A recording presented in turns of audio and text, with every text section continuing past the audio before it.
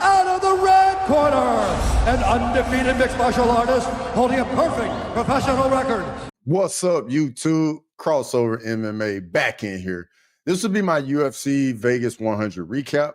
I went 9-2 on the card, but let's not waste any more time and let's get right into it. In the main event, we had Neil Magny versus Carlos Prates. In round one, they come out, Prates takes the center of the octagon.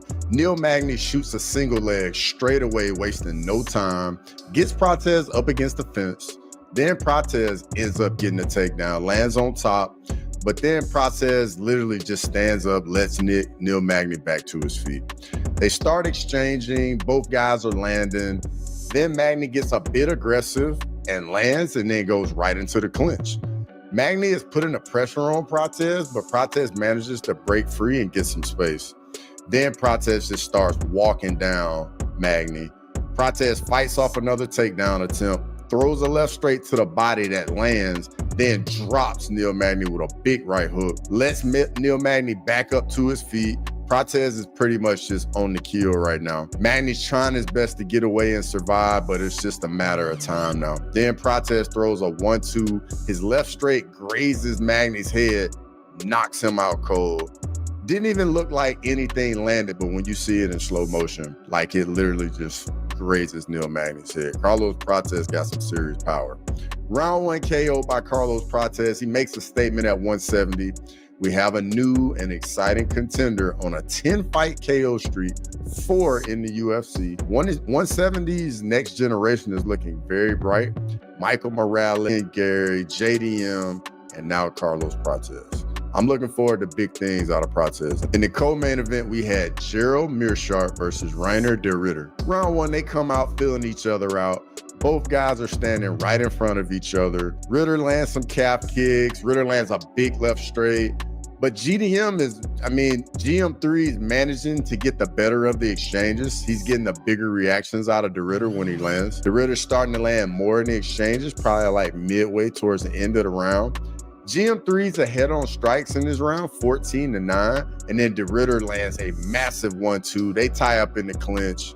De Ritter lands a big elbow and then a huge left hand that drops GM3. And in my opinion, de Ritter stole the round by dropping GM3. Round two, de Ritter comes out, gets a quick takedown with an outside trip from the clinch. GM3 reverses the position, gets on top. GM3 holds the position, adds in a little bit of ground and pound.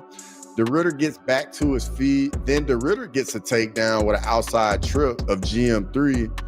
But for me, this round was a 10-9 for GM3. He did a little more damage with the ground and pound. Round three, de Ritter gets another takedown and then a grappling sequence starts. De Ritter lands him out, goes for an arm triangle, gets it, and puts GM3 to sleep. De Ritter wins his UFC debut by submission in round three. Next fight, we have Gaston Bolanos versus Cortavious Romious. Round one comes out. They're going tit for tat. Bolanos is getting the better of the exchanges slightly.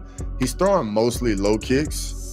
Romious then gets the takedown, but Bolanos reverses in the top control.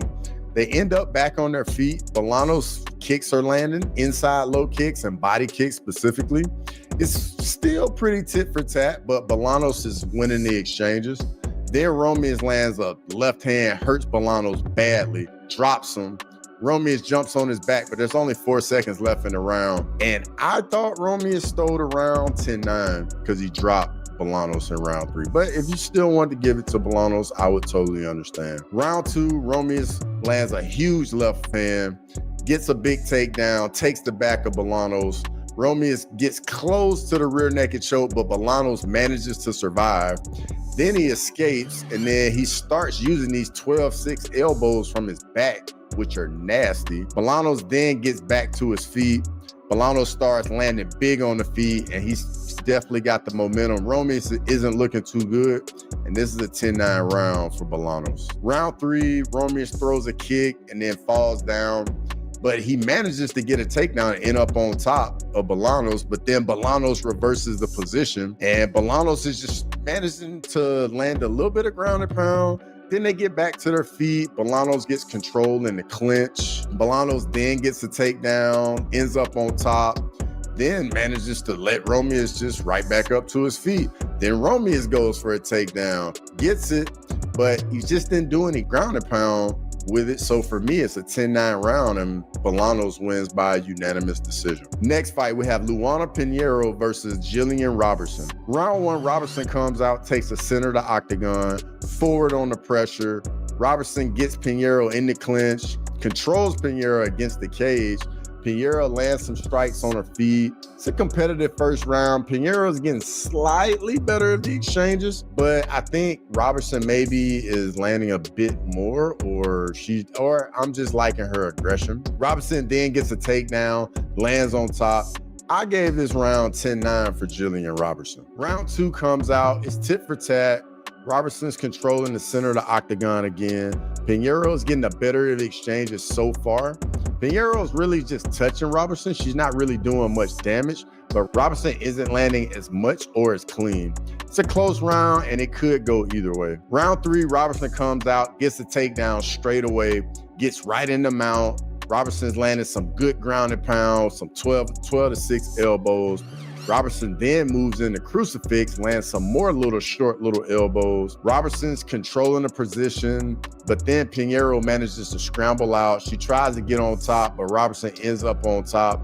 And it's a clear 10-9 round, and Gillian Robertson wins by decision. Next fight, we have Mansur Abdul-Malik versus Dusko. Round 1, Dusko just comes in, blitzes Abdul-Malik, backs him up against the octagon, and then Abdul-Malik lands a counter and it buckles Dusko. He goes down. Abdul-Malik lands a big right hand as he jumps on him. Dusko's scrambling for Abdul-Malik's leg, but Abdul-Malik's defending well, and each time there's a break, he's landed some huge ground and pound. Dusko starts to scramble. He manages to get back to his feet, but you can tell he's still very wobbly. Abdul-Malik then grabs the tie clinch, lands a massive knee to the face, dropping Dusko. Abdul-Malik swarms Dusko with ground and pound. Mike Beltran jumps in, stops the fight. Abdul-Malik wins by first round TKO. Then we go into some prelim highlights. Next fight, we have Zaleski Dos Santos versus Zach Scroggin. Round 1, Dos Santos comes out, takes the center of the octagon. They exchange leg kicks. Dos Santos is really just walking down Scroggins.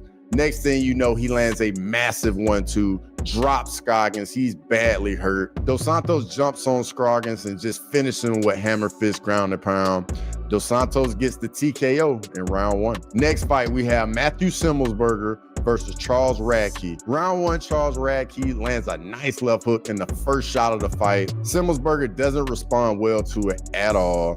Radke at this point is just stalking Semelsberger, backing him up against the side of the octagon. They come together. Radke misses a right straight, but then lands a massive left hook, gets a big reaction out of Semelsberger. Radke throws another combination, rocks Semelsberger again. Semelsberger is all wobbly, and you can tell it's the end is close by, but Kerry Hatley steps in to stop the fight. Semelsberger's definitely wasn't looking good. I think it was a bit of an early stoppage, but Charles Radke gets the TKO in round 1. Next fight, we have Cody Stamann versus Damon Blackshear. So round 1, they come out, filling each other out. Stamann lands a nice left hook in the first exchange. Blackshear isn't really finding Stamann too well. Stamann then blasts a couple leg kicks. Stamann then starts using his boxing and landing combinations, and his hands and his striking is looking very crispy. Blackshear isn't really landing. Blackshear then just starts methodically moving forward, and then he gets Cody Stamann backed up against the octagon, throws a flying knee that lands, wobbles Stamann, hurts him badly. Then in a split second, Blackshear unleashes a big combination with his hands, hurts Stamann badly, drops him. Stamann then desperately shoots. Blackshear sprawls on him, and then he gets his arm underneath the chin, goes for a mounted guillotine. Stamann escapes, but then gives his back. Blackshear takes the back, locks in a rear naked choke, and he wins by first round submission from rear naked choke. Next fight, we have Tresean Gore versus Antonio Tricali. Round 1, they come out trying to find the range. Tresean gets a big takedown. Tresean gets back to his feet. They end up in the clinch.